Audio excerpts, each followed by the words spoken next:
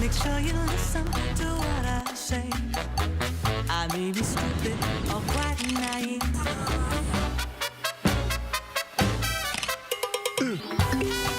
끝없이 쏟아지는 포토스팟. 휴대폰 한 대로 감당할 수 있겠니? Arrow straight through my heart. Coming up on Arirang News. The International Nuclear Watchdog says Japan's planned release of the wastewater from the crippled nuclear power plant in Fukushima into the sea is consistent with its safety standards. This in its final report to the Japanese government. The finance ministry cuts the growth projection for the South Korean economy led by sluggish exports in the first half of the year.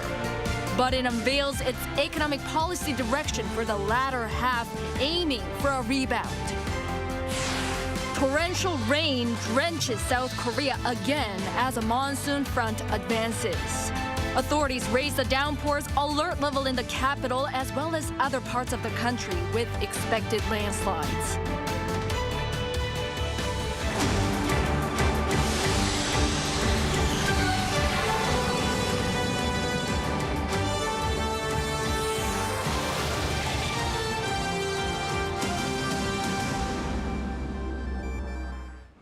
Good evening. It's 9 p.m. here in Seoul.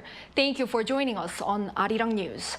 We start with the International Nuclear Watchdog approving Japan's upcoming release of Fukushima wastewater into the sea. IAEA Chief Rafael Grossi has delivered to the Japanese government his agency's final report, saying the discharge plan meets international safety standards. Later this week, Grossi will be here in Seoul to meet with South Korean officials to provide an explanation on the report. Our foreign affairs correspondent Bae Eun-ji leads us off. The UN nuclear agency, the IAEA, has released its final report on the safety of the discharge of Fukushima wastewater and gives Japan the green light to release the water into the Pacific Ocean. The comprehensive report said following a 2-year review, the IAEA finds Japan's plans to be consistent with the international safety standards. The agency's chief, Rafael Grossi, who arrived in Japan on Tuesday morning, handed over a thick blue folder containing the report to the Japanese Prime Minister Fumio Kishida. The plan, as it has been proposed and devised, is in conformity with the agreed international standards. In a meeting with the IAEA chief, the Japanese leader stressed that he will not allow a discharge that would have a harmful impact on human health and the environment of Japan and other countries. Japan will continue to provide explanations to the Japanese people and the international community in a sincere manner based on scientific evidence and with a high level of transparency. IAEA's approval was something that was widely expected, as the agency has already been saying that samples of the wastewater from the Fukushima plant meet requirements. In its previous 6 reports, the agency said it found the measurement to be, quote, accurate and precise. During Grossi's 4-day visit to Japan, which ends Friday, he will also travel to the Fukushima Daiichi plant to inspect the site and visit an IAEA office there, which will newly open upon his visit. Grossi will then visit South Korea from Friday to Sunday to provide a detailed explanation of the report to the Korean government. He will sit down for talks with the country's foreign minister, Park Jin, and the chairperson of the Nuclear Safety and Security Commission, Yoo Guk-hee. But regardless of the IAEA's assessment confirming the safety of the water, South Korea will likely continue to ban imports of seafood from Fukushima. The Japanese government earlier said it plans to start releasing the wastewater into the ocean sometime this summer. Now that it has received the IAEA report, it will soon announce the exact schedule for the release, a process that will be carried out over the next 3 to 4 decades. Bae Eun-ji, Arirang News. And following the release of the IAEA report, rival lawmakers at South Korea's National Assembly held briefings on Tuesday to share their opinions. Representing the ruling People Power Party, its senior spokesperson Kang Min-guk said that the party, along with the Yoon administration, will do their best to lessen the worries of the citizens and ensure their safety. Kang added that a calm response based on sharp analysis is needed when reacting to a future release of wastewater. In contrast, the main opposition Democratic Party concluded that the report is, quote, empty, and said that it does not show the results of the test or inspection results of the liquid processing system's performance sufficiently. The two parties are set to hold emergency meetings to discuss the issue on Wednesday morning. Shifting gears, the Finance Ministry slashes the South Korean economic growth projection for this year amid sluggish performance in the first half. But it unveils its economic policy direction for the latter half of the year with an aim of boosting exports, tourism, tech industries, and more. Our economic correspondent Shin Ha-young has the details. As price hikes in South Korea continue to ease, the government has slashed its inflation outlook for the year from 3.5% to 3.3%. However, it has also lowered its growth projection for 2023 to 1.4% due to a sluggish performance in the first half. Despite this cut in its economic forecast, the government expects the economy to gradually recover in the second half of the year and more substantially starting next year. Mentioning this, Finance Minister Chu Kyung-ho announced on Tuesday the economic policy direction for the latter half aimed at improving the country's economic vitality. The country's economic conditions have been gradually improving, but economic uncertainties still remain in the global economy and financial markets. In the second half of the year, the government will focus on enhancing economic vitality, stabilizing people's livelihoods, improving the economic structure, and future preparation. First, the government will focus on boosting sluggish exports, as these will play a significant role in the country's overall economic rebound. It'll do so by injecting record-breaking trade financing of 184 trillion Korean won, or roughly $140 billion during the second half. The government also aims to stimulate domestic consumption by boosting tourism. To encourage off-season travel, 300,000 vouchers worth $23 each for accommodation will be distributed in November. To attract more foreign tourists, 700 free round-trip flight tickets will be given out in July and August, targeting visitors from countries such as Japan, Taiwan, and China. As for improving the country's economic structure, it will focus on fostering science and technology as well as cutting-edge industries and expand joint research at the global level. The government aims to promote this and nurture key personnel by partnering local research institutions with ones in the U.S. Additionally, it is planning to expand its R&D and technological cooperation with the EU by having further talks on Seoul joining the EU's Horizon Europe Research and Innovation Program. South Korea could also soon expand tax benefits for video content makers to the same level as those for chip makers. Currently, the tax credit for conglomerates making video content is 3%, while for small and mid-sized businesses, it stands at 10%. The revised tax credit for video content makers is yet to be announced, but tax benefits for chip makers have been raised to a maximum of 25%. Shin Ha-young, Arirang News. For the first time in nearly 2 years, South Korea's inflation in June eases to the 2% range, led by the highest drop in petroleum prices since 1985. Moon Hae-ryun reports. Inflation in South Korea continued to slow in June. Data from Statistics Korea show that the Consumer Price Index, a key gauge of inflation, rose by 2.7% compared to the same month last year. This is the first time that on-year hikes fell to the 2% range in 21 months. According to the Ministry of Economy and Finance, South Korea is one of only 3 countries in the G20 group of countries that recorded consumer price hikes in the 2% range. The increase in prices has shown a steady decline since January this year, when a 5.2% increase was recorded to the latest figure of 2.7% in the space of 5 months. The drop was largely attributed to falling prices for petroleum products, which fell by 25.4% in June, the largest on-year decline since data was first compiled in 1985. Oil prices have weakened due to global economic uncertainty, which prompted Saudi Arabia and Russia to announce extended oil production cuts on Monday to boost prices. While the prices of agricultural, fishery and livestock products rose 0.2% on year, the large drop in petroleum product prices tipped the scale. Excluding these volatile categories, core inflation was measured to have risen by 4.1%, marking the lowest on-year rise since May last year.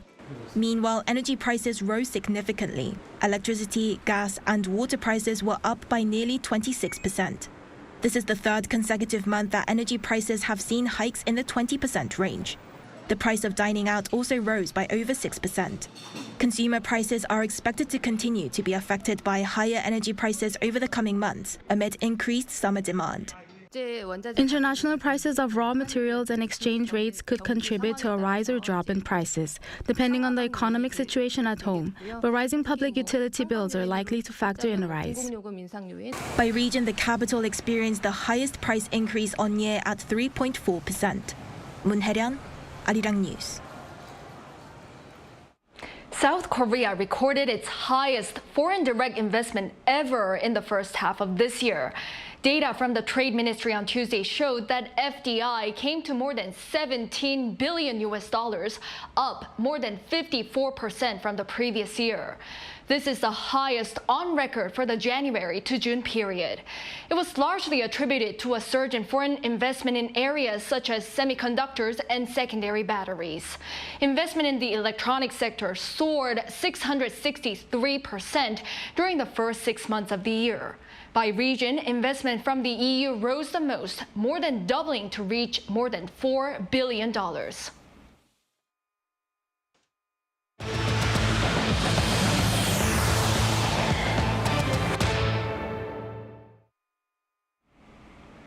The whole nation is again soaked by heavy monsoon rain. This has prompted government officials to activate emergency response measures and raise the alert level a notch to cautious. Some parts of the country will see heavy localized rainfall tonight, while citizens are advised to evacuate any high-risk areas.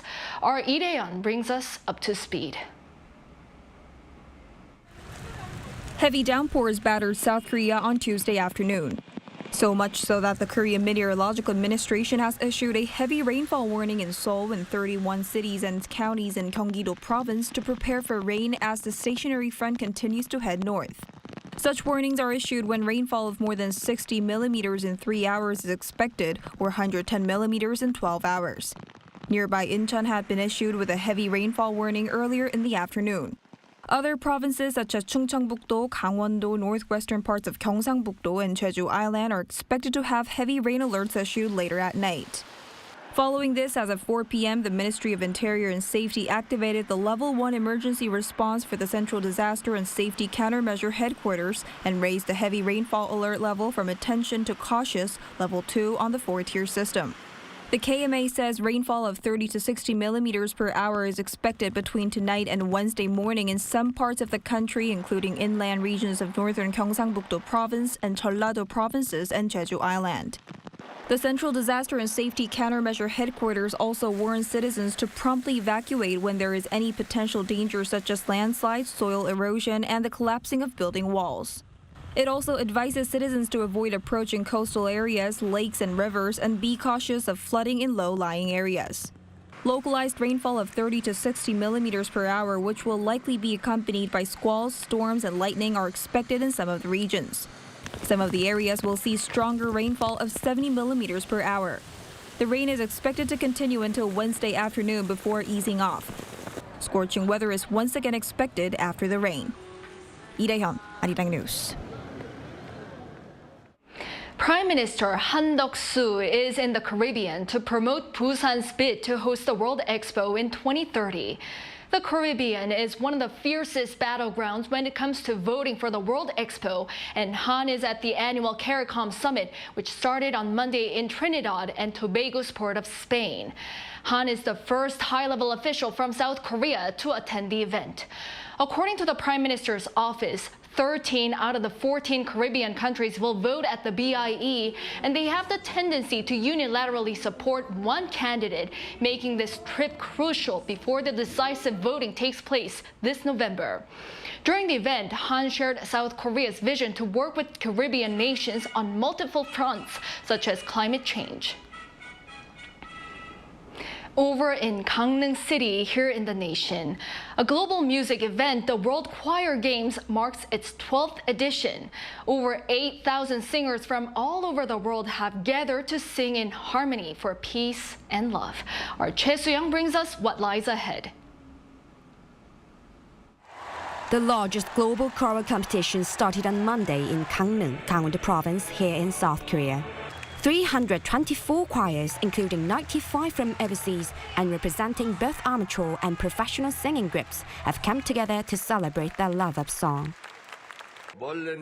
Music connects people, and through this mission, we want to overcome borders and barriers to sing and celebrate together. Today, more than ever, it's important to strengthen solidarity.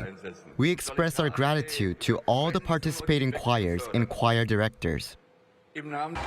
The competition is divided into two and welcomes participants from all backgrounds. Part 1 runs from July 4th to the 6th and Part 2 from July 10th to the 12th, with both having an open competition for amateur choirs of any artistic level and a champions competition for those with international competitive experience. The choirs will perform in 28 categories that include songs from the religious, contemporary, pop and folk genre. The competition runs daily from the grand opening ceremony on July 3rd until July 13th. On July 5th, the Wagner Choir from Ukraine will perform as part of the celebration concert series to promote peace amid the damage the country has suffered from Russian invasion.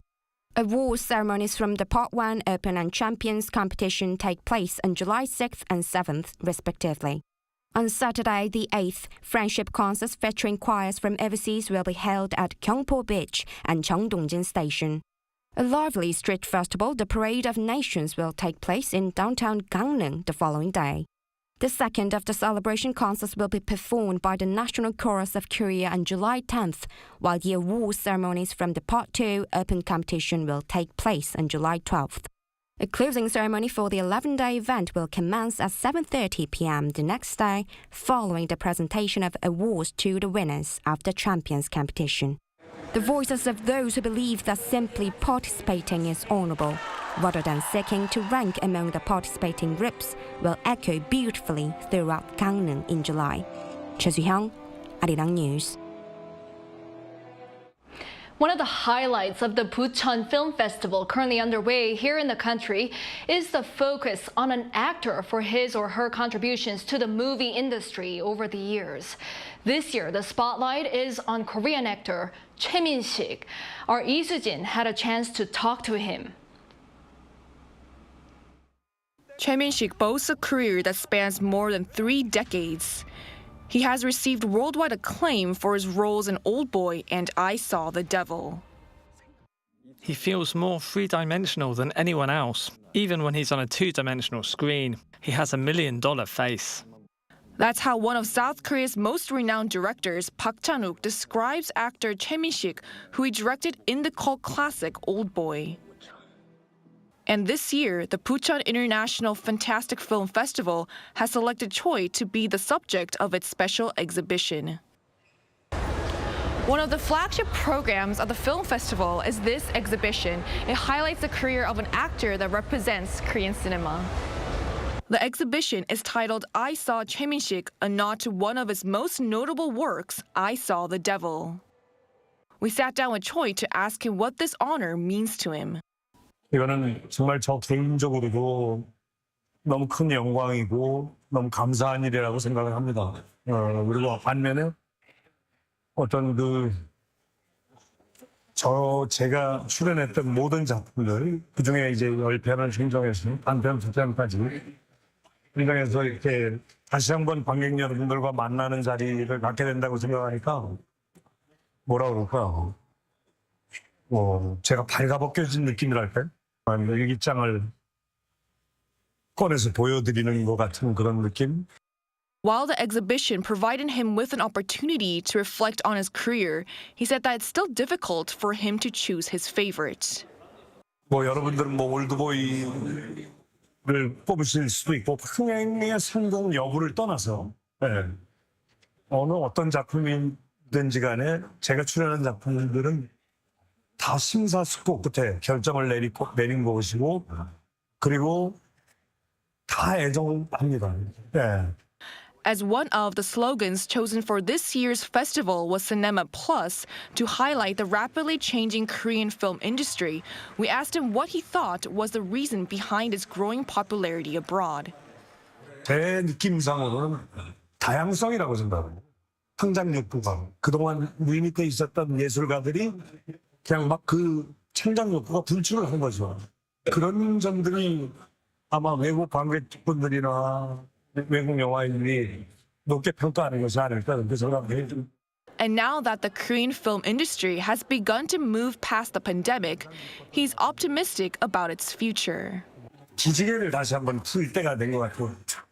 그렇기 때문에 뭐 저 개인에 대한 어떤 그런 것보다도 한국 콘텐츠에 대해서 드라마나 영화나 모든 그런 콘텐츠에 대해서 더 많은 관심을 가져주셨으면 하는. Both the exhibition and the film festival will be held until July 9th, providing a chance for people to explore both the person and the films that represent Korean cinema. 이수진, 아리랑 뉴스. Also, here in Korea, a couple was recently blessed with the birth of 4 healthy babies, but the new parents have just discovered they may not receive many of the benefits pledged by authorities to boost birth rates. Our Kim Jong-soo tells us why. Meet Cha Ji-hye and Song Ri-won, who recently gave birth to Lizzie, Roxy, Vision, and Sherlock. 3 girls and 1 boy. They told me it was twins at first. The next week, they said triplets. The week after that, they said quadruplets. I was very worried about whether my wife could deliver all those babies. The birth of these babies made headlines across the country, prompting people to send gifts and support with no strings attached. But it wasn't until after giving birth that the mother of the 4 found out that she and her husband were not eligible to receive state benefits. We were told we exceeded the income limit, so we weren't eligible to receive many of the benefits. And the ones we can receive, the amount was really small because every policy is centered around just 1 baby. World-renowned demographics expert David Coleman said he's astounded by the policy. People who have 4 babies at once deserve all the support and praise that a nation in search of a higher birth rate can possibly give them. And I'm surprised that the regulations don't permit some flexibility in that. It wasn't just the reality of the policies that worried the mother. These days, I'm most concerned about going back to work after maternity leave. I'm beginning to doubt whether I can survive when I return to work. According to a recent report by Statistics Korea, South Korea recorded the lowest number of births in April since records started being kept in 1981. For the first time, less than 20,000 babies were born during the month. While many other factors still remain hampering the birth rate, including housing and education costs, experts said the status of women may be the key to solving this issue. This is because countries with high birth rates offer a considerable amount of state support that enables women to work and take care of children at the same time. One of my wise colleagues is fond of saying that if you look after the interests of women, then population will look after itself.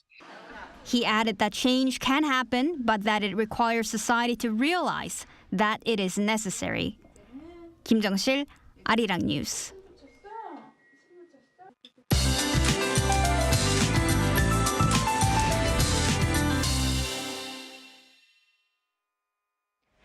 The entire nation will be lashed by monsoonal rainfall until tomorrow.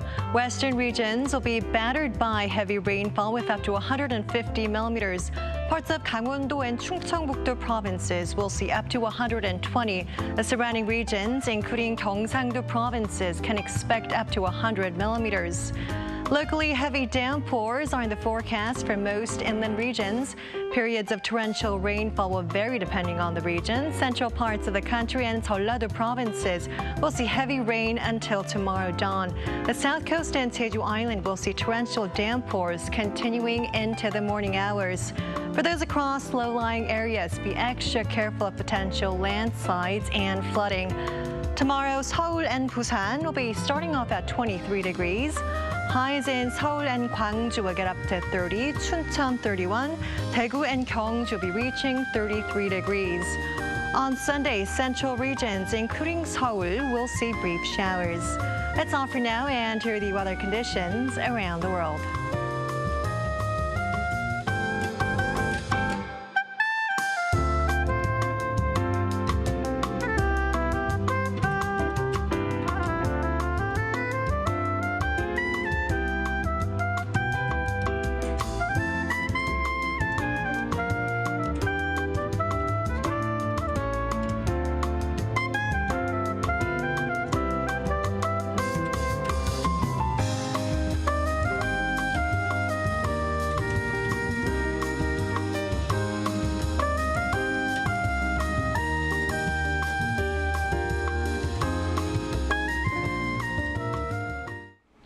That is all for this Tuesday night newscast. Thank you for watching. We'll be back with the most up-to-date news tomorrow. Have a good night.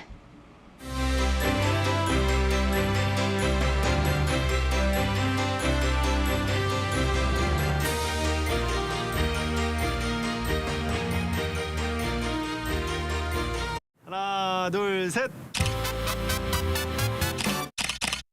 Hey, Mr. Cupid, look my way. Make sure you listen to what I say. I may be stupid or quite naive.